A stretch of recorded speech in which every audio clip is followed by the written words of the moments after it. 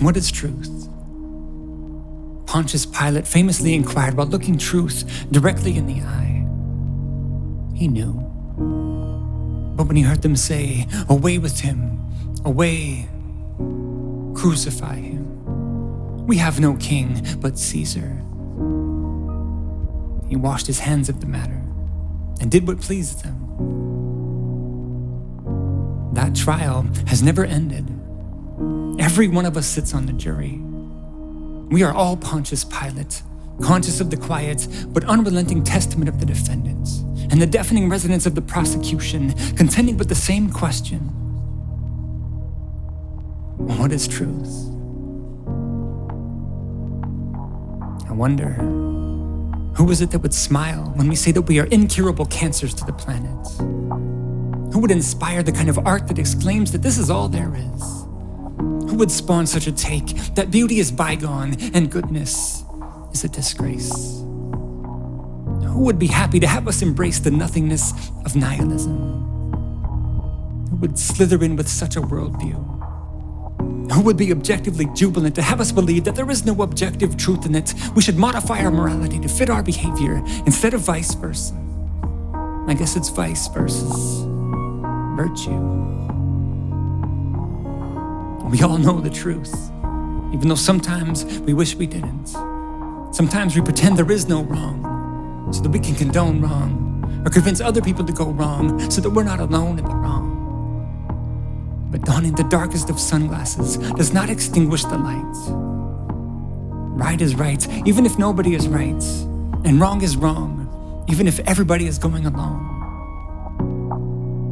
Maybe that's why they convicted the innocent and banished him to the cross, why they lashed and laughed and mocked and chanted for assassination. Truth can be relative if God is recanted from the equation. With no higher being to set the standard for the people, anyone can call evil good and good evil. There's no infraction or rationale can't be rationed out for, no principle they can't have it out for. The silence is deafening when you mute the immutable. Nietzsche noticed this and noted it with caution. See, the preachers of the postmodern doctrine are not the first to allege that God is dead. But there's still nowhere to go after the funeral. In this postmodern concoction, who will wipe the blood from our garments? What water is holy enough to cleanse us? What festivals of atonement shall we attend? What sacred games shall we invent? Pray tell.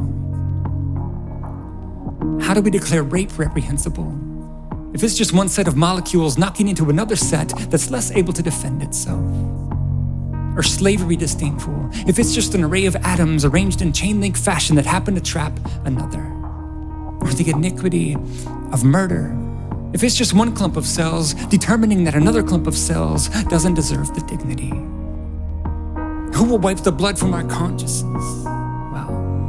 If we consecrate ourselves gods and goddesses, then instead of climbing a mountain to find truth, we can just drag the mountain to us and demand that its majestic peaks crumble into dust, never mind the civilizations that we might bumble or crush.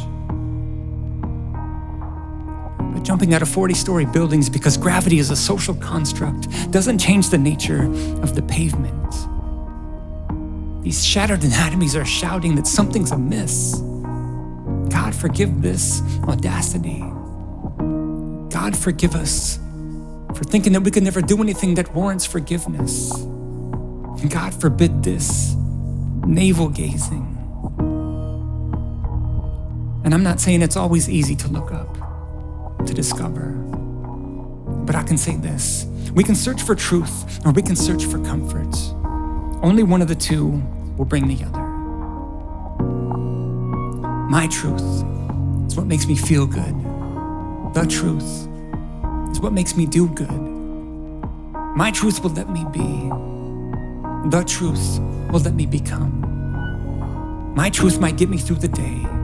The truth will get me through this whole life and beyond. My truth will waver and change.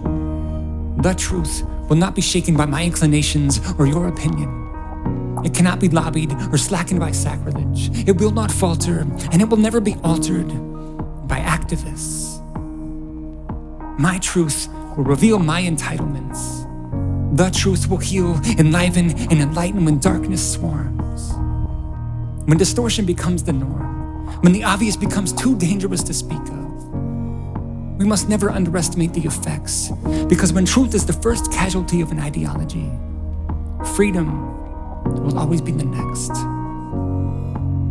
Truth, beauty, and goodness are true, beautiful, and good, and I shouldn't have to say so.